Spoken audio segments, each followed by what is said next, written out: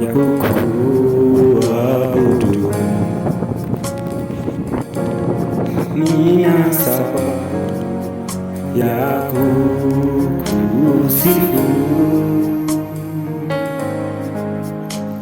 Ukuu wako na uaminifu wako ni sababu ya kukuabudu. Nina sababu ya kukuabudu wewe, nina sababu ya kukusifu.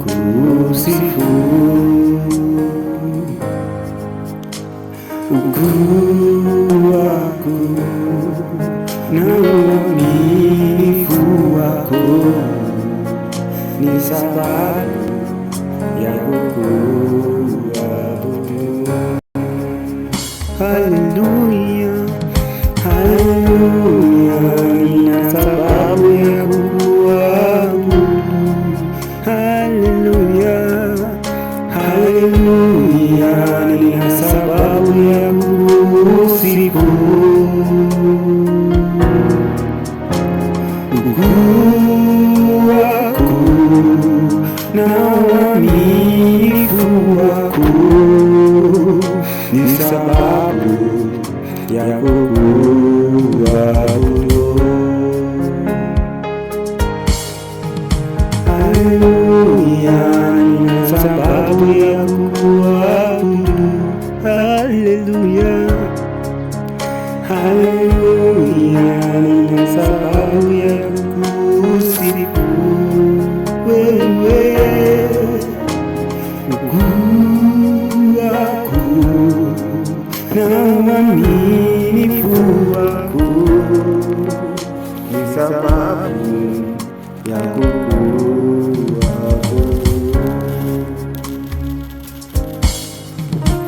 Sababu ya kukuabudu. Nina sababu ya kukusifu.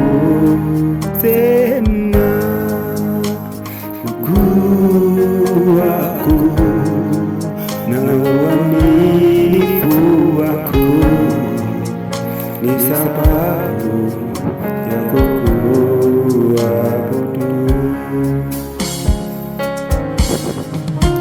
Sababu ya kukuabudu. Sema nina sababu ya kukusifu. Ukuu wako na uaminifu wako ni sababu ya kukuabudu.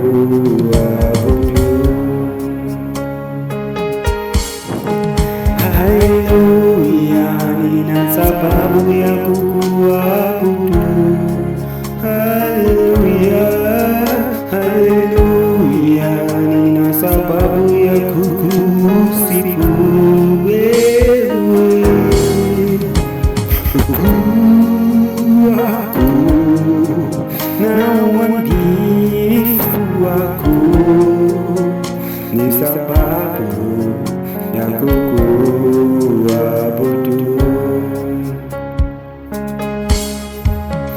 Haleluya, nina sababu ya kukuabudu. Haleluya, haleluya, nina sababu ya kukusifu wewe. Ukuu wako na uaminifu wako ni sababu ya kukuabudu. Yesu, wewe Yesu. Siku hii ya leo majina ni Stefano. Nimekuja kuwapatia Injili tunasema ya kwamba neno la Kristo Yesu lazima litaguza pembe nne za dunia, na Yesu akasema ya kwamba hatarejelea ama hatarudi tena mpaka injili itakapofika katika pembe nne za dunia. Kwa hivyo siku hii ya leo ningependa pia kuwa mmoja wa wale ambao wanaeneza neno, na ninajua ni wengi ambao Mungu amewateua, amewachagua na amewaleta katika huduma kufanya kazi hii ambayo ni ya kueneza injili. Ni vyema wewe kama kijana, wewe kama youth ukaweza kueneza injili ya Yesu, kwa sababu ukisoma kuanzia kitabu cha Genesis mpaka kitabu cha Revelation, yote yanazungumza kuhusu huyu Yesu Kristo na ni mengi yako kumzungumzia. Siku hii ya leo tutazungumza ama nitawahubiria kuhusu mahusiano ndani ya Kristo, ambayo nimeihubiri na Kiingereza hapo YouTube kwa channel inaitwa Save Right TV. Utapata Christocentric Relationship Part 1. Kwa hivyo hiyo sehemu ya kwanza ya Christocentric Relationship ama mahusiano ndani ya Kristo ndiye ambayo ninaihubiri sasa hivi. Na kabla ya kuanza mahubiri yangu, ningependa niweze kuomba ili tumshukuru Bwana, kwa kuwa ni yeye ambaye anatupatia neno na yeye ndiye ambaye anatufanya tukazidi kuielewa.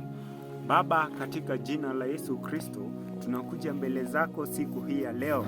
Tunasema ni asante kwa kuwa Bwana umetupenda. Tunasema ni asante Bwana kwa kuwa umetuongoza na umetulinda. Umekuwa nasi tangia mwanzo wa mahali ambapo tulizaliwa Bwana, na pia saizi jinsi ambapo mahali ambapo tumefika ni wewe ambaye umetufikisha. Tuomba ya kwamba neno lako tutakapokuwa tukikula hili neno Bwana, tusaidie tukaweza kulitavuna na tukaweza kuimeza katika jina la Yesu Kristo. Wacha pia tukaweza kukua katika roho zetu, tukaweza kugrow na tukaweza kupata nguvu ya kushinda majaribu yote ya adui. Na ni katika jina la Yesu Kristo tumeomba na atakuamini. Amina. Amen. Kwa hivyo tunaanza kusoma katika kitabu cha Wakorintho 7:1-2. Na Biblia inasema ya kwamba basi kwa habari ya mambo yale mlioandika, ni heri mwanaume asimguze mwanamke, lakini kwa sababu ya zinaa kila mwanaume na awe na mke wake mwenyewe, na kila mwanamke na awe na mume wake mwenyewe.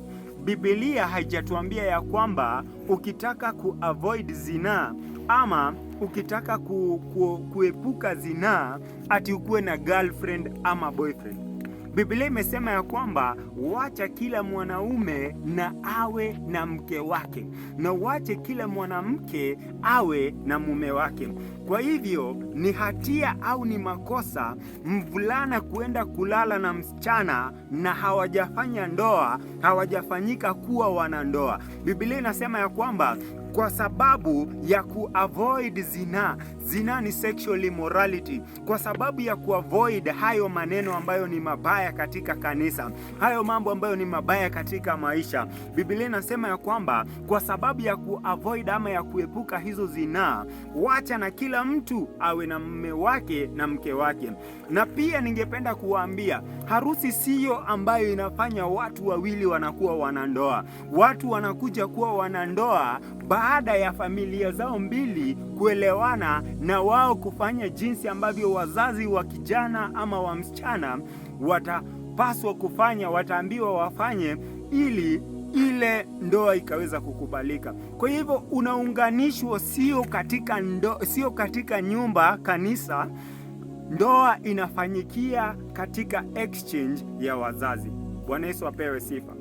Kwa hivyo Biblia inazidi kutuambia kwamba wa kwanza wa Korintho 7:8-9, na Biblia inasema, lakini nawaambia wale wasiooa bado na wajane, ni heri wakae kama mimi. Lakini ikiwa hawawezi kujizuia na waoe, maana ni afadhali kuoa kuliko kuwaka tamaa. Paulo anasema ya kwamba wakati huu ambao Paulo alikuwa anahubiri neno hili ama injili hii, yeye mwenyewe personally hakukuwa na mke, alikuwa single, alikuwa hivyo jinsi alivyo peke yake. Kwa hivyo anawaambia wale ambao hawajaoa bado, anawaambia pia wajane, wajane ambao walikuwa ni afadhali wakae jinsi walivyo. Lakini Paulo akawaambia kama hauwezi kujizuia ni afadhali uoe, maana ni afadhali kuoa kuliko kuwaka tamaa. Na ndio maana utapata kuna vijana kanisa wanasema ya kwamba ati ati wanaenda wakilala na wasichana. Vijana wameenda kanisa kulala na wasichana. Kuna vijana wana misuse girls in the church, na kuna wasichana pia wamekuja kanisani kutafuta vijana ambao watakuja kuwatimizia mapenzi yao, yani kuwafanya wajifurahishe wenyewe. Lakini Biblia imekataa. Biblia imesema ya kwamba hivyo vyote ambavyo vinafanyika kabla ya ndoa ndivyo ambavyo tunaviita zinaa. Kitu chochote, any sexual activity before any sexual activity yoyote ya ngono ambayo inafanyika kabla ya ndoa inaitwa zinaa. Na hiyo ndo tunaita sexual immorality. Ni vibaya sana wewe kama mvulana utoke nyumbani uende kanisani kuendeleza maudhui ya zinaa kanisani. Wewe kama msichana kuondoka nyumbani kuenda kanisani kuendeleza maudhui ya zinaa. Ni vibaya na ni maovu na ni vibaya zaidi. Na ndiposa Paulo anasema ya kwamba ili kuweza kuavoid, ili kuweza kuepuka zinaa, ni heri kila mtu awe na mume wake. Na Biblia haijasema ukuwe na waume wawili, haijasema ukuwe na wanawake wawili. Biblia imesema kila mwanaume awe na mke wake. Mke ni mmoja, mume ni mmoja. Hivyo ndivyo ambavyo Mungu anataka. Hivyo ndivyo Paulo anasema, anatoa instruction. Na Paulo hajasema ya kwamba mtu asioe. Paulo hajasema ya kwamba kuna wasichana ambao type ya wasichana ambao ni ibilisi. Paulo asemi hivyo. Paulo hajasema hivyo. Paulo hajasema kuna type ya wanaume ambao ni ibilisi, kama vile ambavyo nilisikia mhubiri mmoja akisema ya kwamba anasema ya kwamba ni afadhali kutooa, ni afadhali kukaa nje ya ndoa badala ya kuoa ibilisi. Huyu mhubiri ana makosa. Kwa sababu gani? Paulo wakati alikuwa anaandika hii neno hakuwa anaongelea ibilisi. Paulo hakuwa anahubiri kuhusu ibilisi. Na ndiposa Paulo alipokuwa akihubiri akasema ya kwamba kuna taabu ambazo zinafuata mtu ndani ya ndoa, na hizo ndizo ambazo Paulo alikuwa anasema zikuwe avoided through kukaa hivyo. Lakini akasema ni afadhali usikae ukiwaka tamaa. Ni afadhali usikae ukiwaka tamaa. Ni afadhali uende ukuwe na mke wako, uolewe ama uoe. Bwana Yesu apewe sifa. Kwa hivyo Biblia inasema katika Wakorintho 7:25 na 26, kwa habari za wanawali sina amri ya Bwana. Wanawali ni wale ambao tunawaita virgins. Na Biblia inasema Paulo hana amri ya Bwana, lakini natoa shauri langu mimi niliyejaliwa kwa rehema ya Bwana kuwa mwaminifu.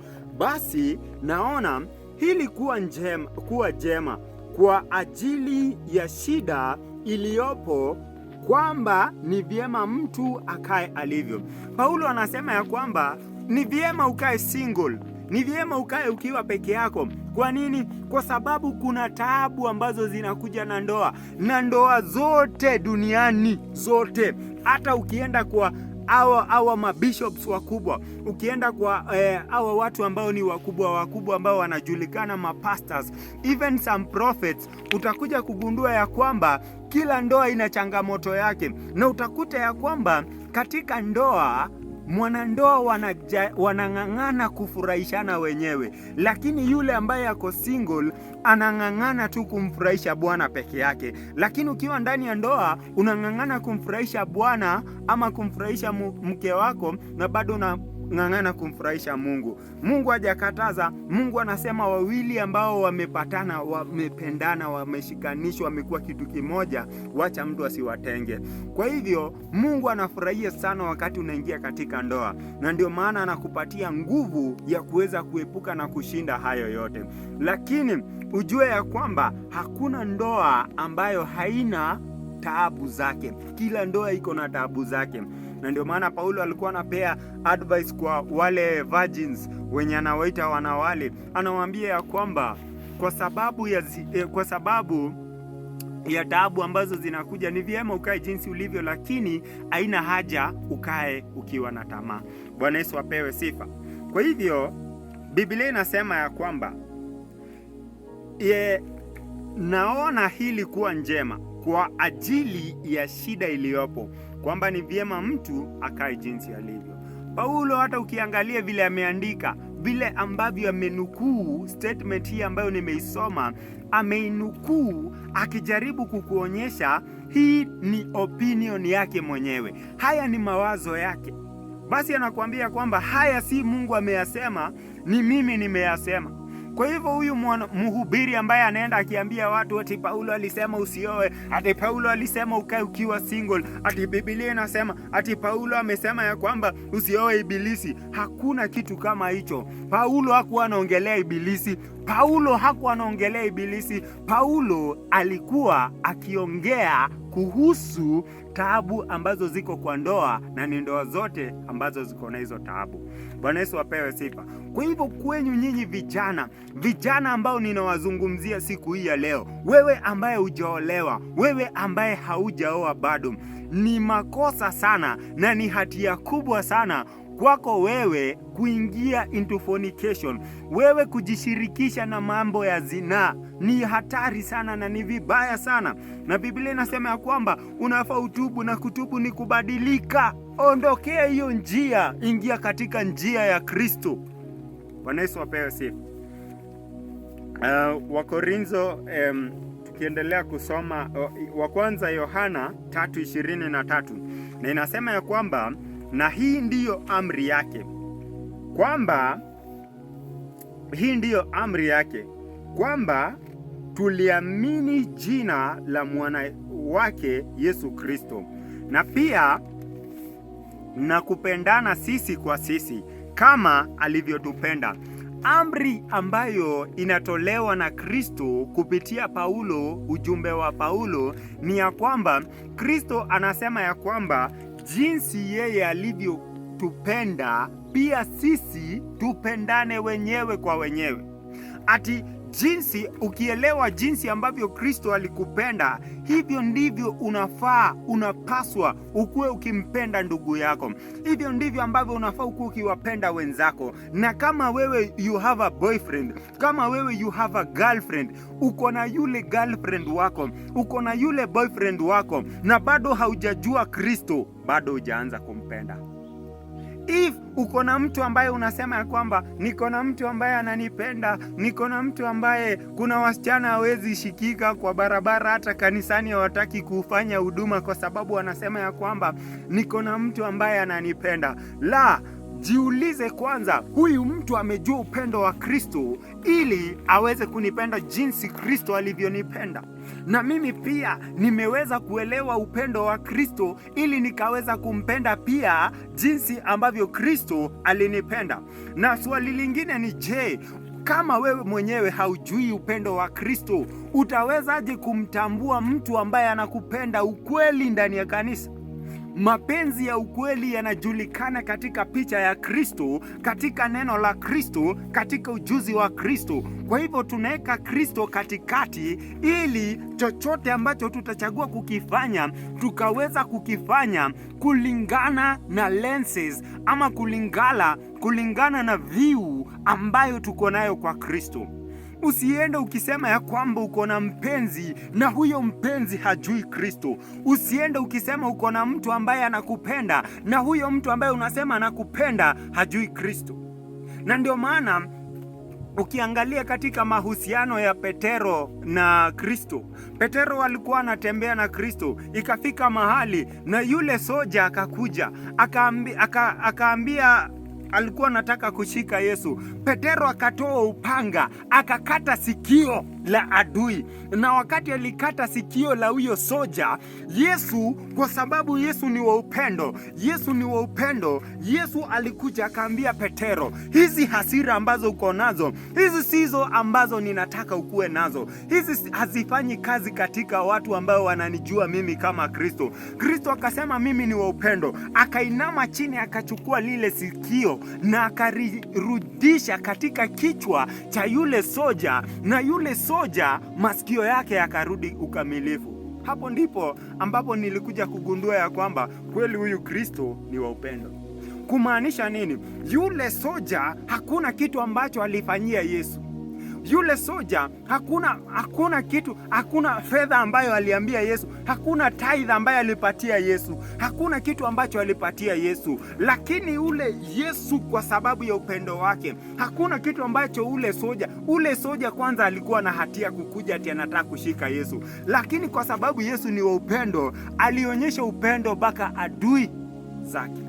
Bwana Yesu apewe sifa. Ni vipi utakuwa na mwanaume ambaye ukimkosea dakika 2 anakupiga mahedi, anakupiga makofi, anakupiga mateke, alafu anakuambia nakupenda, I'm sorry. You are being deceived. Unadanganywa. Usikubali kudanganywa. Ni vipi utakuwa na mwanamke kwa nyumba wakati wote anainua upanga, wakati wote anainua kisu, wakati wote anainua jembe, wakati wote ako tayari vita? Hiyo sio upendo wa Kristo. Na ndiposa nimekuja kukuambia ya kwamba wakati unajua Kristo ndiye ambaye anafaa kuwe kiongozi wako. Kristo ndiye ambaye anafaa kuwe kila kitu kwako, ili wakati ambapo umemtambua huyu Kristo, neno la Kristo likaweza kukuongoza. Na ndiposa ukaweza kujikuta sometimes sisi kama binadamu tunakasirika, tunapitia magumu na changamoto, lakini swali ni, nikiketi hivi chini, nimeona mtu amenikosea, nikichukua upanga nitake kukata ule mtu, nijiulize ya kwamba na Kristo hivi ndivyo anataka? Kama Kristo angekuwa katika hii hali ambayo niko, angefanya nini? Hivyo ambavyo ninajua Kristo angefanya, hivyo ndivyo ambavyo nitafanya. Na nitajuaje ambavyo Kristo anataka kufanya? Kupitia neno lake. Kwa hivyo usipomjua Kristo, utaua bibi yako, utaua your girlfriend kwa sababu ya kukucheat, utaua mandugu zako, utaua madada zako, utakuwa na vurugu, hautakuwa na maisha ya amani kwa sababu ya kutomjua Kristo. Kristo ndiye ujumbe ambao tunapaswa kujua sisi wote, na tunafaa tukaweza kupata hii ujumbe wa Kristo kwa maisha. Na pia ningependa kuambia kitu moja.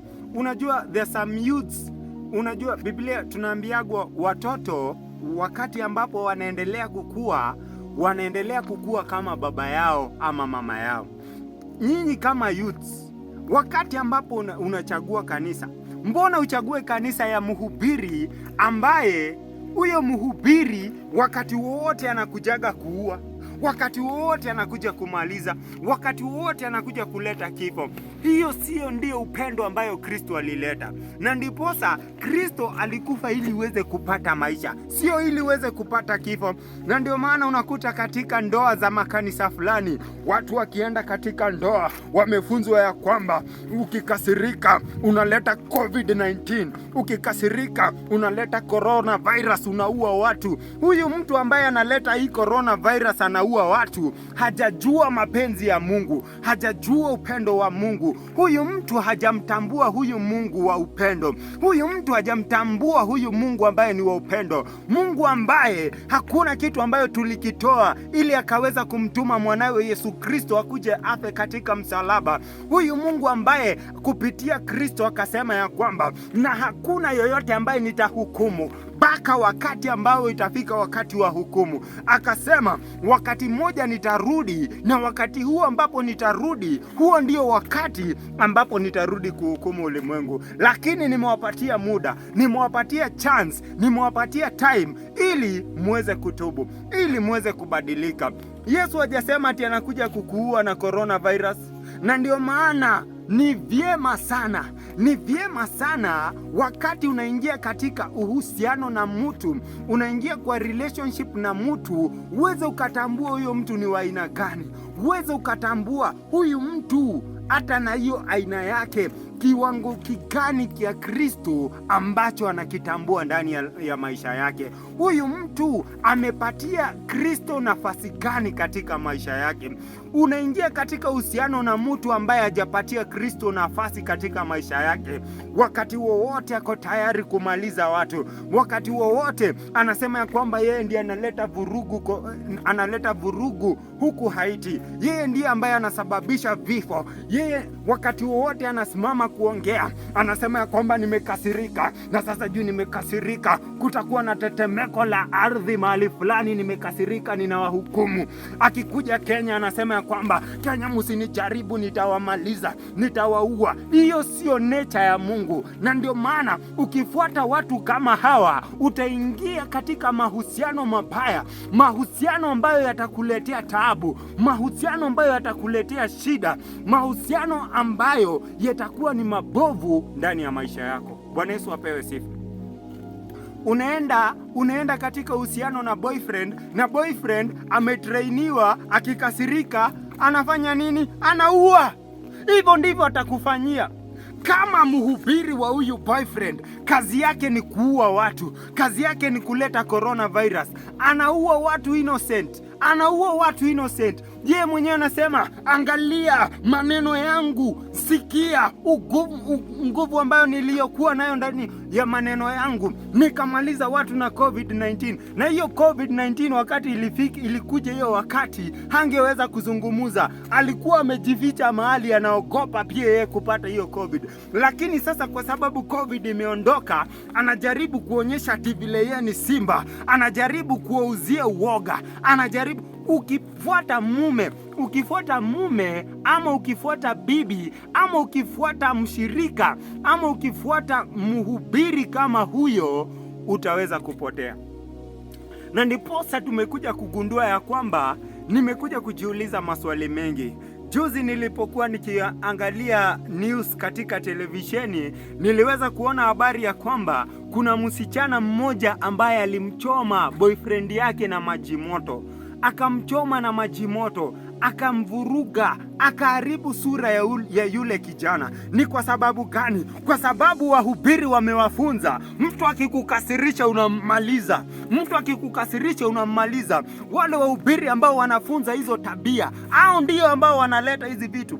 Wale wahubiri ambao kazi yao ni kusimama kusema nitawamaliza, nitawaua, hao ndio wanafanya viongozi pale kwa State House, viongozi pale kwa Kenya, viongozi wote ambao wamekaa katika viti wanapata ujasiri wa kuenda wakiua watu, wanaenda wakimaliza watu. Kwa sababu gani? Kwa sababu hawa wahubiri, hawa watu ambao wanajiita prophets, wanadanganya watu, wanapotosha watu, wanafanya watu wakuwe mazombi, wanafanya watu wakuwe vipofu, wanawageuza, wanawafanya wakuwe vitu ambavyo havina dhamana. Kwa sababu gani? Wakati wowote utasimama kuambia watu ninawamaliza, wakati wowote wewe ndio unaleta vurugu Haiti, wakati wowote wewe ndio unaleta magonjwa mabaya, wakati wote kanisa zako ndio watu wanavaa majivu na magunia ati wanaomba kwa sababu wanataka kilio chao kisikike. Ni kilio kipi kiko zaidi ya yale ambayo Yesu aliweza kulia katika msalaba?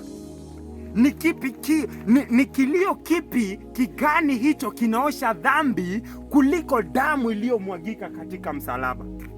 Watu wamepuuza damu ya msalaba, na ni kwa sababu huyu mtu bado hajatambua Kristo. Na ndiposa ninaweza kuambia ya kwamba umetafuta boyfriend ambaye ametrainiwa kukaa na hasira. Umetafuta girlfriend ambaye ametrainiwa kuua, kuharibu, kubomoa, kuvuruga. Hiyo ndio kitu ambacho ametrainiwa. Hivyo ndivyo utafanyiwa. Hawa watu hawatambui Kristo. Hawa watu hawataki kujua Kristo anasema nini. Hawa watu hawataki kujua injili ya Kristo ni gani. Na ndiposa wakati wote wanasema ya kwamba, wakati wote wanasimama kuongea, wanaongea wakisema Mungu amekasirika. Hakuna siku wanakuja na smile. Hakuna siku wanakuja na furaha, kwa sababu kwao, kwa macho yao wamefanya vipofu ya miujiza ambayo Yesu ameyafanya katika maisha yetu.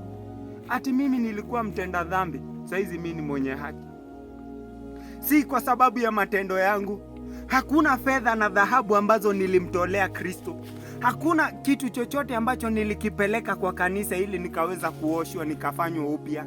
Hakuna kitu chochote ambacho nilikifanya. Ati ni kupitia neema.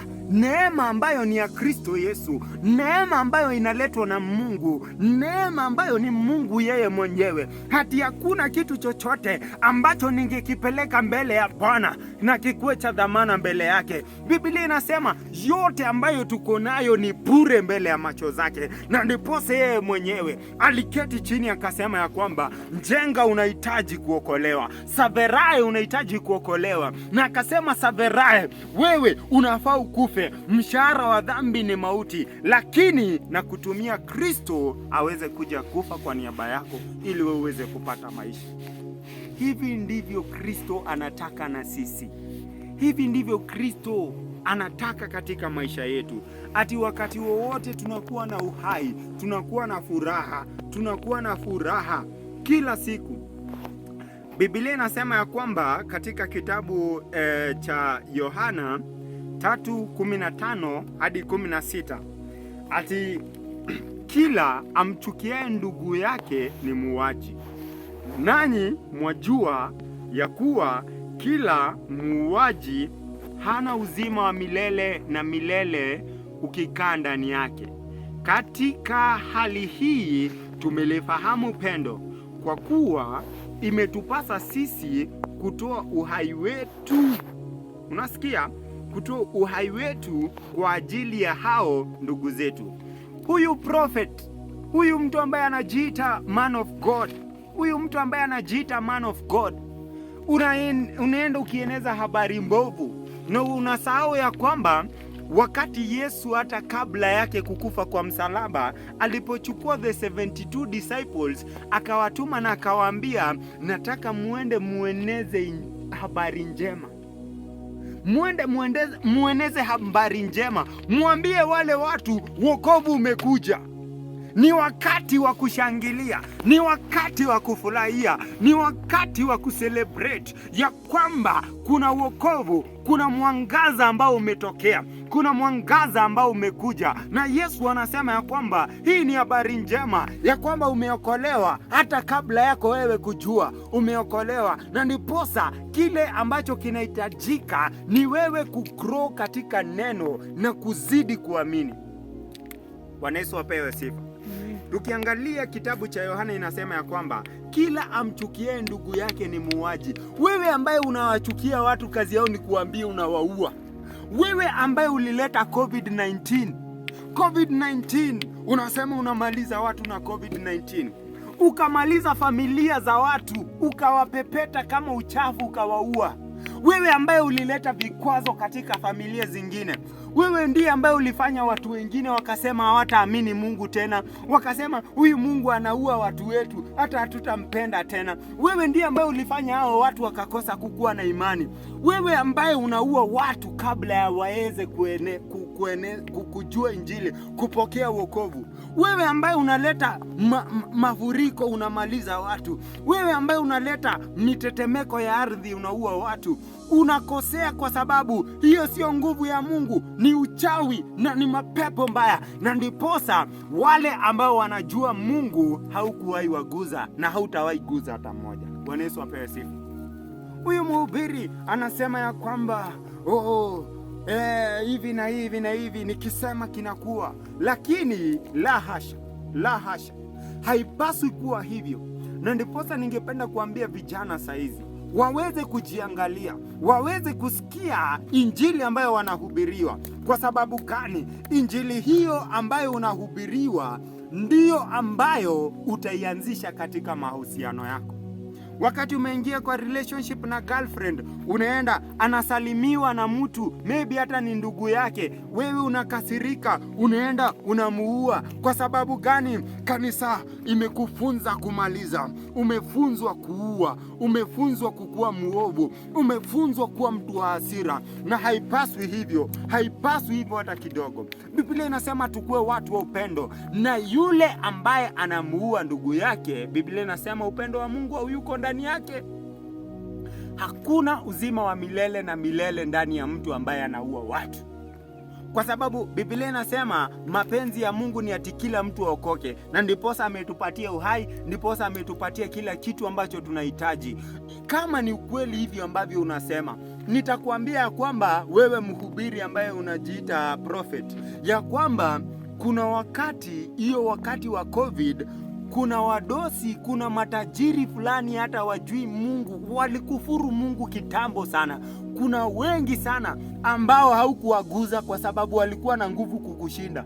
Kwa nini walikuwa na nguvu kukushinda?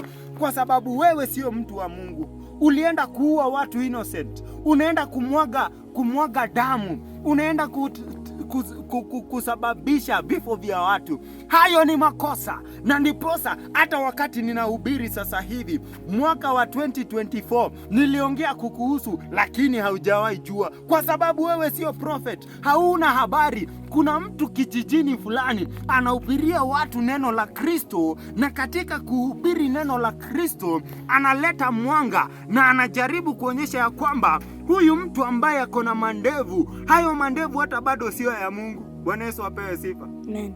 Kazi ni kusema, ni kufunga mandevu na vitambaa vya white. Hakuna kitu hapo. Na wewe ndiye ambaye unaambia watu ati watu kwa kanisa yangu wasinyoe style. Wewe ndiye ambaye unaambia watu wasishuke, lakini ndevu zako unazilea, unazifunga na makamba. Wewe na yule ambaye ameweka tattoo hamuna different, lakini unataka kujionyesha wewe yako ni Mungu ndiye alisema hawa wengine wasikae smart. Wewe ukae smart, usikie uko smart na ndevu zako mrefu hivi, lakini hawa wengine unajaribu kuwafungia. Haipaswi hivyo hata kidogo. Unawekea watu sheria zenye hata wewe mwenyewe unazivunja. Wewe unawacha bibi yako na watoto wako, unasema umeenda huduma. Na katika Biblia inasema ya kwamba wacha wawili waliounganishwa na Mungu, yoyote asiwa separate. Ni nani huyo ambaye anatenganisha? Mungu mwenyewe hawezi tenganisha wapenzi wawili, kwa sababu yeye mwenyewe anasema wasitenganishwe. Mbona? Kwa hivyo tukiendelea kuzidi kusoma katika Yohana 3:15 hadi 16, katika hili tumelifahamu pendo, kwa kuwa yeye aliutoa uhai wake kwa ajili yetu. Kristo alikuja hapa duniani akautoa uhai wake kwa ajili ya njenga, kwa ajili ya Saverai, kwa ajili ya kila mtu ambaye alikuwa duniani. Whether ulikuwa mzuri, whether ulikuwa mbaya, hata Judas, kila mtu aliutoa kwa sababu wa kila mtu. Na wakati aliutoa ili tuweze kupata uhai. Na Biblia inasema ya kwamba aliutoa uhai wake kwa ajili yetu. Imetupasa sisi pia kutoa uhai wetu kwa ajili ya hao ndugu zetu. Wewe ambaye unajiita prophet, ulienda ukakataliwa Haiti, na hivi ndivyo watu wanafanya. Baada ya kukataliwa Haiti, ukarudi Kenya ukinugunika, ukafanya sarakasi na vituko vyako, ukaanza kuwaletea vurugu. Lakini kwa sababu Mungu na Kristo ni Mungu wa upendo, Mungu akakuja akaingia kwa mfalme mmoja anaitwa Ruto, na akamwambia, wewe mfalme, ninakutuma uende Haiti, na ninakutuma upeleke Kenya jeshi waende wafanye nini? Wakahubiri Injili. Waende wakalete amani. Kumaanisha kwa sababu Mungu ni Mungu wa upendo, anajali hiyo Haiti. Mungu hataki Haiti watu wakufe. Mungu anataka wapate maisha. Na hivyo ndivyo ningependa kukuambia siku hii ya leo. Mungu hataki your boyfriend akufe. Mungu hataki your girlfriend akufe. Mungu hataki your family member akufe. Mungu hataki hata ule mama yako ambaye anakuchukia hakufe. Mungu hataki hata dada yako akufe. Mungu anataka nyote, nyinyi wote. Mungu anataka sisi wote tuishi, na ndiposa anatuambia ya kwamba upendo ndio ambao unafaa utuongoze. Mungu hataki yoyote akufe. Hauwezi tuambia Mungu ndiye anaua, ni wewe ndio unaua. Bwana Yesu apewe sifa. Kwa hivyo Biblia inasema kabla ya kufika hapo, kifo na uhai hazina uhusiano. Hakuna uhusiano katika kifo na uhai. Uhai uko saidi yake, umetengwa katika kitengo chake, na pia kifo iko katika kitengo chake, na uhai na kifo haziwezi kaa pamoja. Na ndiposa wakati unakuja kwa Mungu unapokea uhai. Katika kitabu cha Yohana 3:16 inasema ya kwamba, na jinsi Mungu alivyoupenda ulimwengu ili akaweza kumtoa mwanawe wa pekee, yoyote atakayemwamini asiweze kupotea, bali apate uzima wa milele na milele. Hataki yote akufe. Kwa hivyo mandugu zangu na madada zangu, ninawaomba muache kumalizana, muache kuuana. Huyo ambaye anakucheat hakukuwa wako. Huyo ambaye anakucheat hajui upendo wa Kristo. Huyo ambaye amekuheartbreak hajui Kristo ni nani. Na ndiposa unafaa umwachilie aende, ili Kristo atakuja yeye mwenyewe. Na Kristo hutumia watu. Mungu anatumia watu. Mungu hatumii mawe. Mungu atakuja. Yule ambaye anapaswa kukuja atakuja. Ni wewe unaharakisha mambo. Jipatie time. Soma watu. Engage with people. Relate na watu. Kuwa karibu na watu, salimia, kuwa na mandugu wengi, kuwa na madada wengi. Kwa nini? Kwa sababu uhusiano wa ukamilifu unapatikana ndani ya Kristo. Usikae na mtu huyo boyfriend, huyo girlfriend, wachana na yeye. Na usipatwe hata na stress, usijinyonge. Watu wavulana wengi wamejinyonga na wasichana wengi wamejinyonga kwa sababu ya Gai, nimevunjwa roho. Gai, sasa nitafanya nini? Haki mimi huyo kijana huyo tu ndio nilikuwa na. Wacha ujinga, stop, wacha. Huyo tu ndio alikuwa my heart. Hakuna mwingine anaweza penda.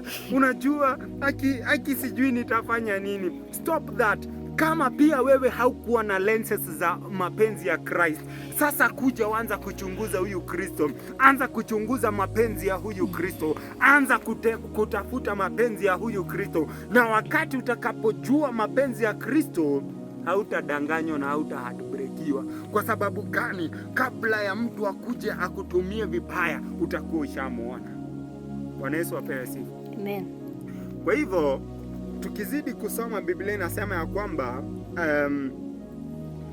Yohana 3:18, na Biblia inasema watoto wadogo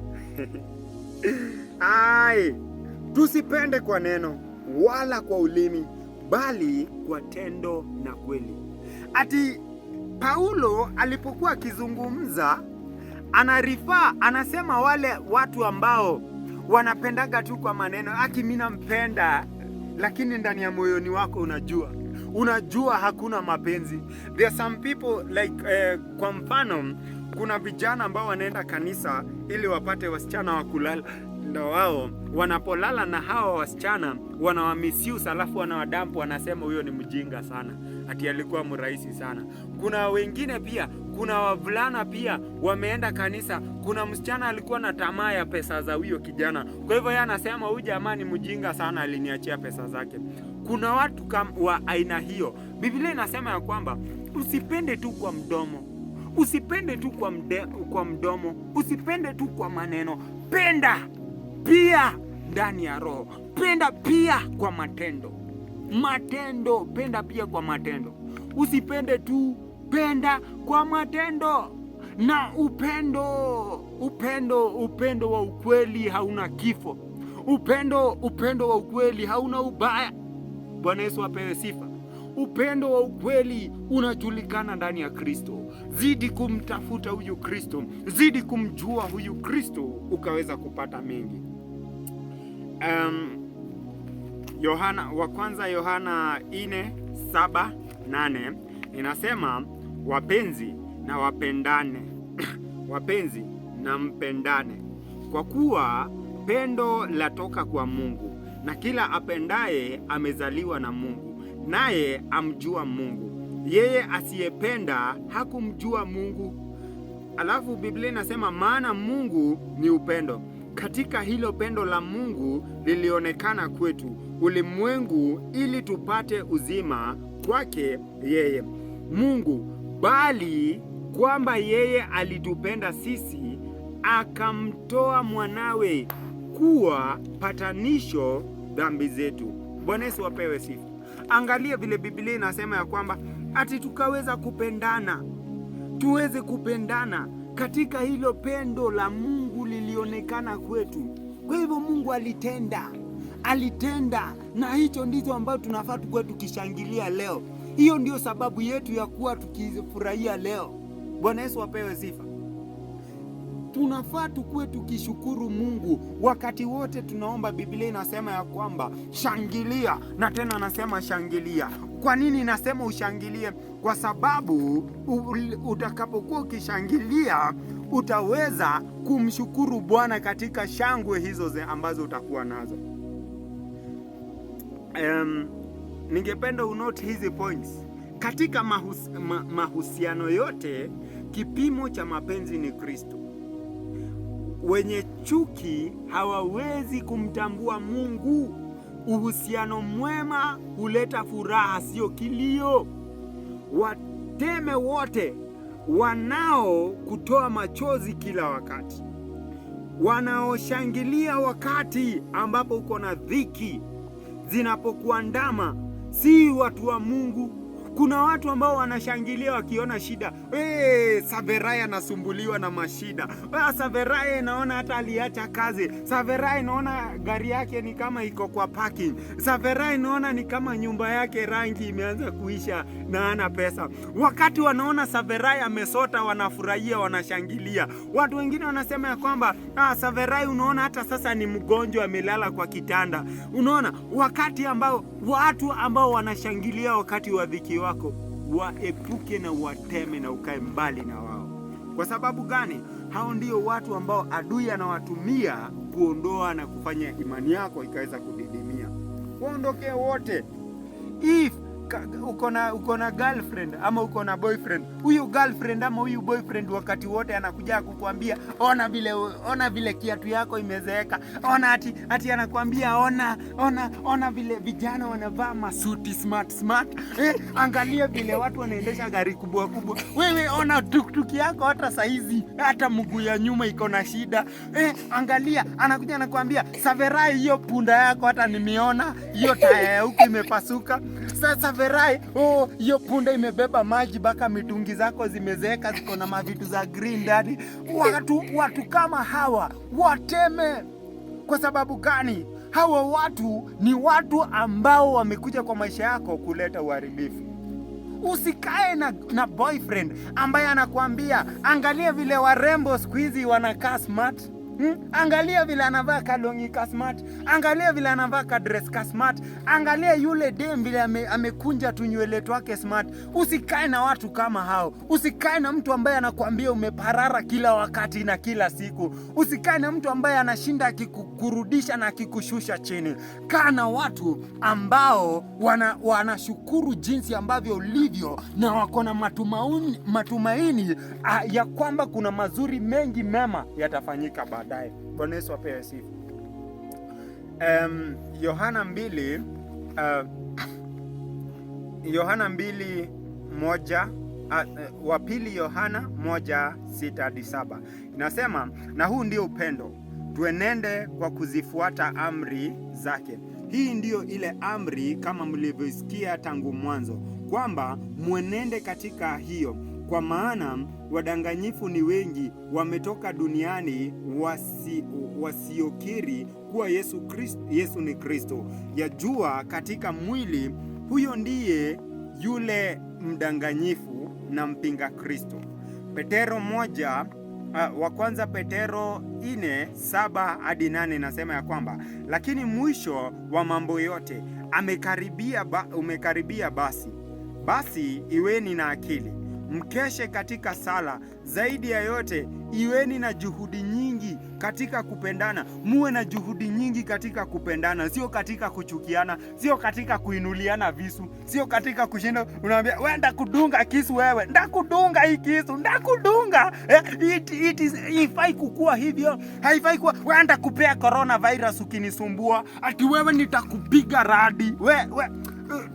Kuna wahubiri wengine wako na ujinga sana, wanakuambia ati kwamba wewe ndakupiga radi. Usikae karibu na watu kama hao. Hao ni watu ambao wametoka katika pit ya shetani, wametoka katika tundu, ile shimo yenye shetani hatachomea huko, wametoka huko ndani. Hawa watu usikae na wao. Bwana Yesu apewe sifa. Kwa hivyo wa kwanza Petero 4:7-8 inasema, lakini mwisho wa mambo yote umekaribia. Basi iweni na akili, mkeshe katika sala. Zaidi ya yote, iweni na juhudi nyingi katika kupendana, kwa sababu upendano usitiri mwingi wa dhambi.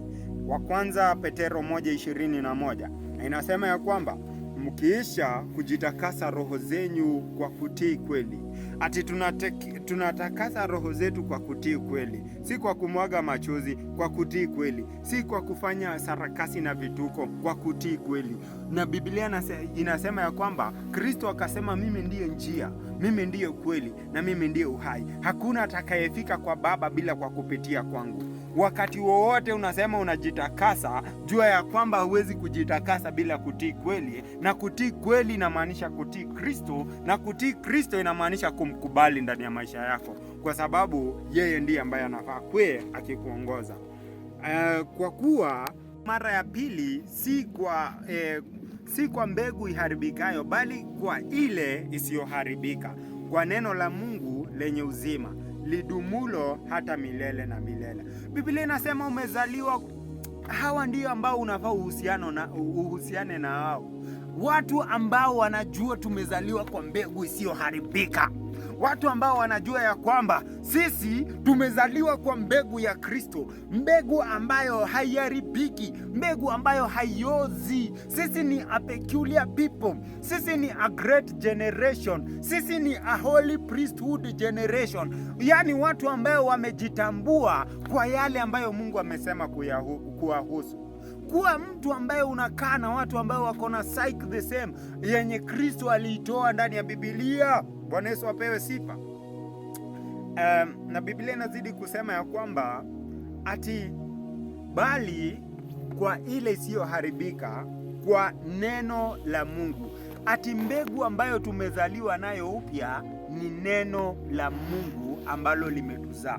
Kwa hivyo yeye ndiyo maji, yeye ndiyo kila kitu, yeye ndiyo udongo, yeye ndiye mchanga. Wakati wowote tuko na huyu Kristo, tunaweza kuendelea kugrow. Wakati tunaendelea kukula neno, tunaweza kuproduce matunda. Wakati tunaendelea kukula neno, tunaweza kukua na matawi.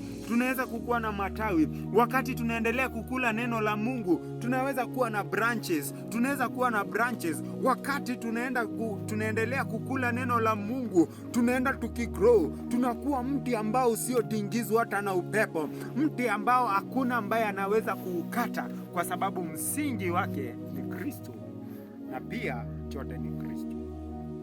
Yohana 15:15 inasema ya kwamba hadi siwaiti tena watumwa, kwa maana watumwa hawajui atendalo bwana wake, lakini ninyi nimewaita rafiki.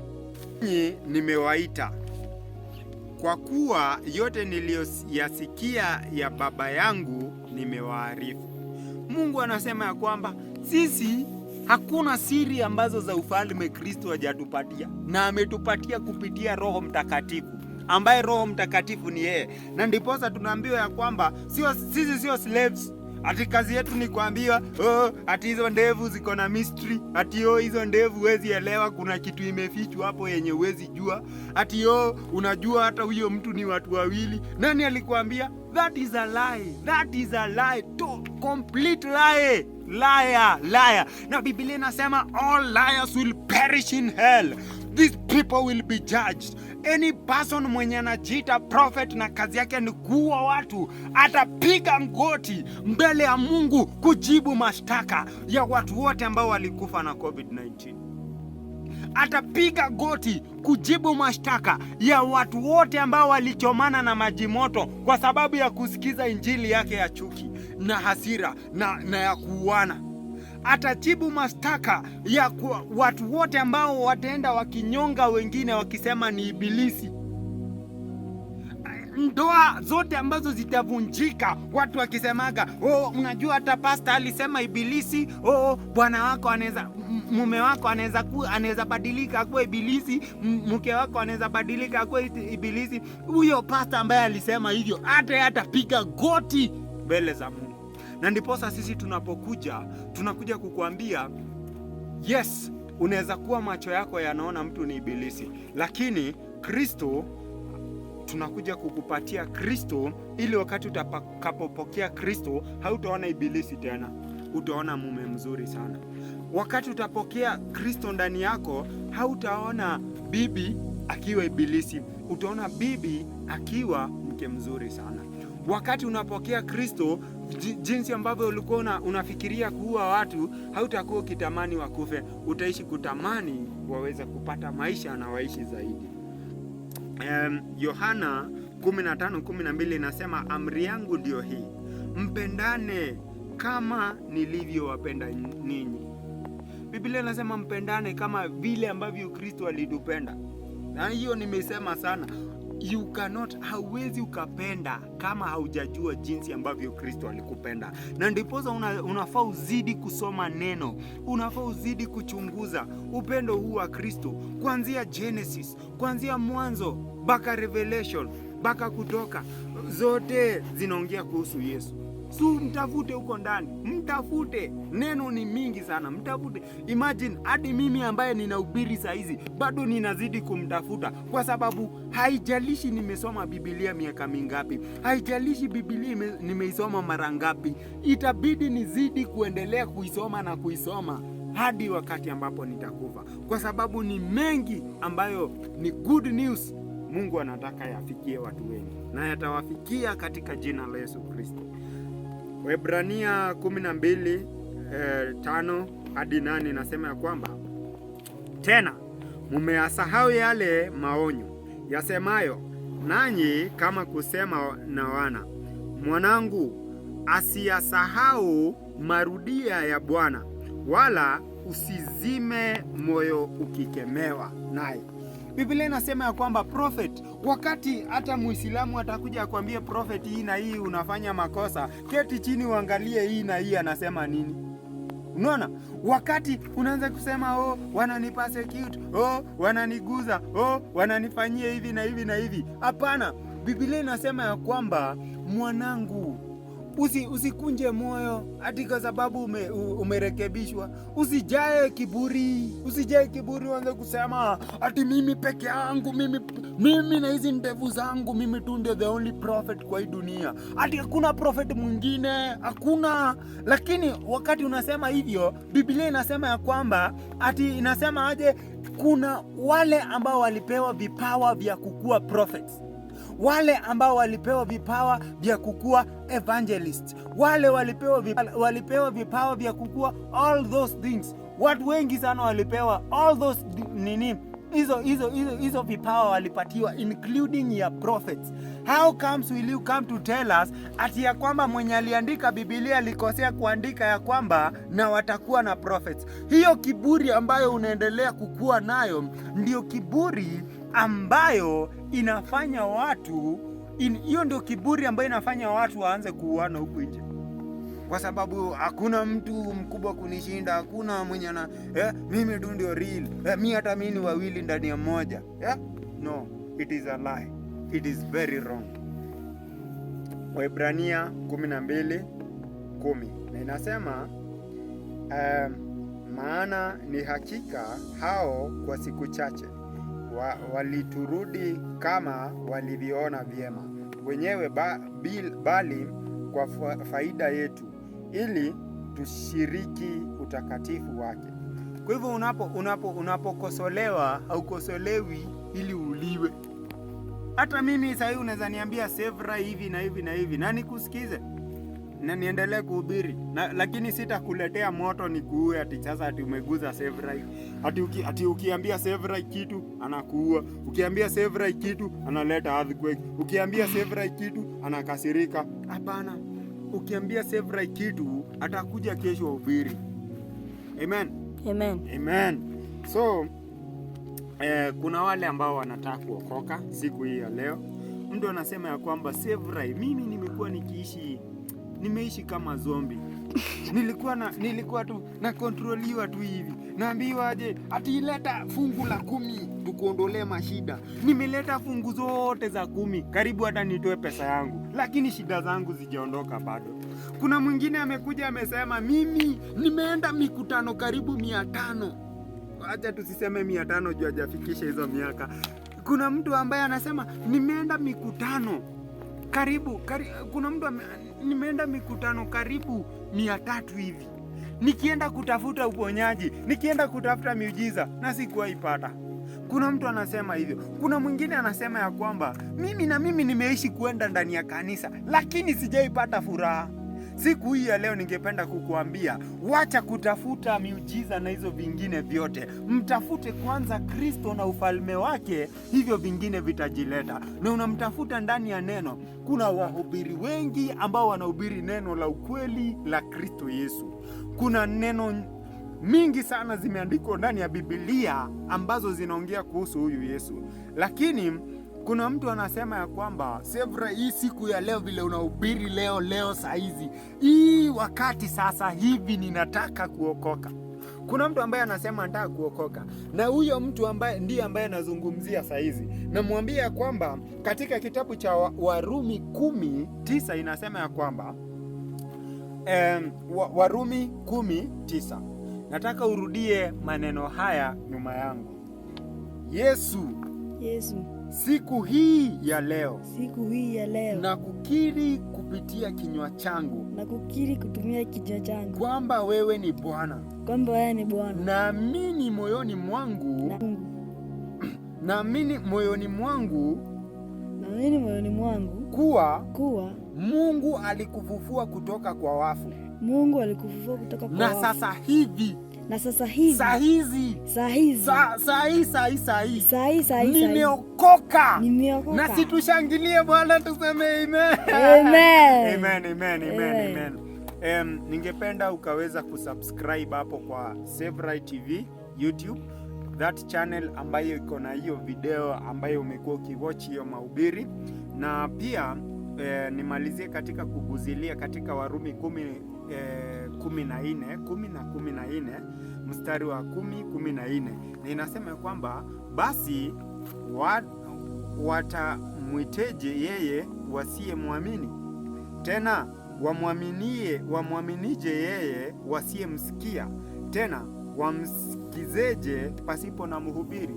Kwa hivyo ni lazima uende kanisa, ni lazima uende katika ushirika. Acha nisiseme kanisa, watu wanafikiria kanisa ni nyumba. Ni lazima uende katika ushirika fulani ili uweze kusikia Yesu.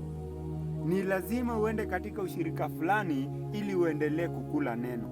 Ni lazima ukuwe na ushirika fulani ambao utakuwa unaingia ndani ya, ukuwe mmojawapo wa huo ushirika ili uendelee kugrow. Kwa hivyo ningependa kuambia, tafuta kanisa ambalo linahubiri Kristo hapo kijiji yenu. Tafuta hiyo area. Kuna watu wengi sana wanahubiri Kristo, ni wewe hujawajua, hujaanza kuwatafuta. Ingia huko, watafute. Na pia pale kwa mitandao subscribe kwa wale wenye wanahubiri Kristo, na Mungu atazidi kukubariki. Barikiwe sana. Huduma Injili ya leo